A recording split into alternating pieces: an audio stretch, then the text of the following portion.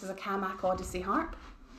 Okay, but I'm going to use it to demonstrate a few things about lap harps. This one's actually slightly too big to really be a lap harp, to be honest with you. You can see it's really quite large. However, what it can demonstrate by sitting on my sitting this harp on my thighs, what you can immediately see is, and this will be the same even if you have a smaller lap harp, the strings are now very close to my face, okay?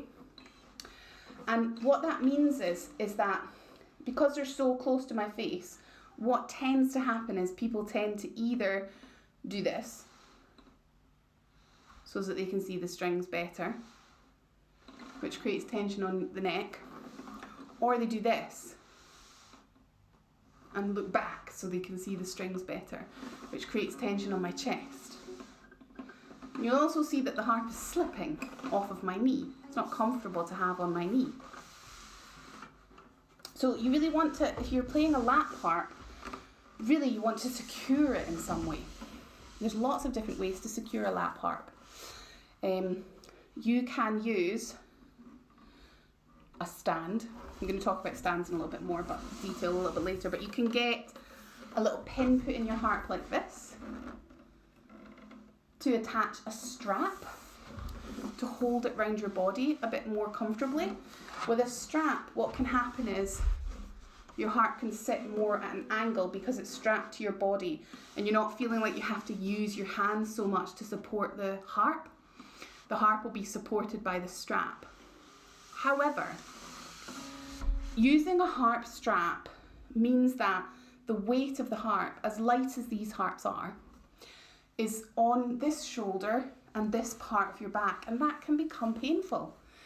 You know, it's not evenly distributed across your back. Quite often this shoulder ends up being pulled forward because of the strap. You might find it very comfortable. It's not something that I would highly recommend, to be honest, because of the way it pulls across the body.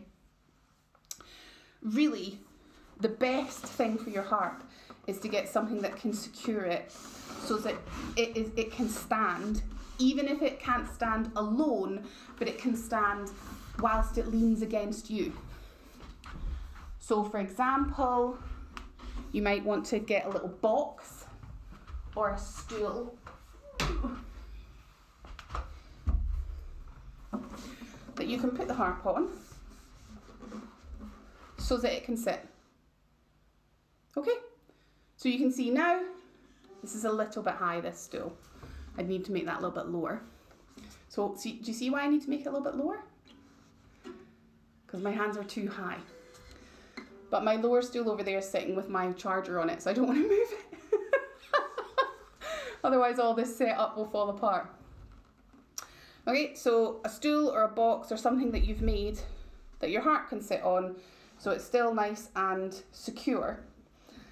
A lap harp sitting on a stool is going to have to lean against your body. Okay, because it has to. How do I explain that? Because it's higher, so it's not going to be able to lean on your thighs in the same way. But there's actually really fantastic harp stands out there that you can get. Or you can build one. But lap harps are slightly more difficult to get the positioning right for. Remember, it's about making sure you're comfortable and positioning it around you.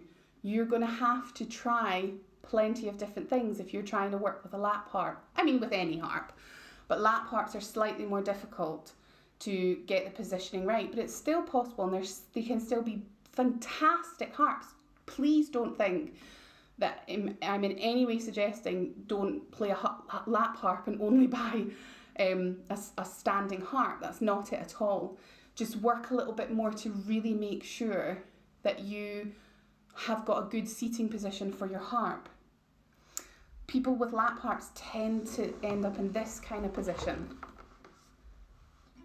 which does feel pretty relaxed actually, but it's not the best position for playing, I can assure you.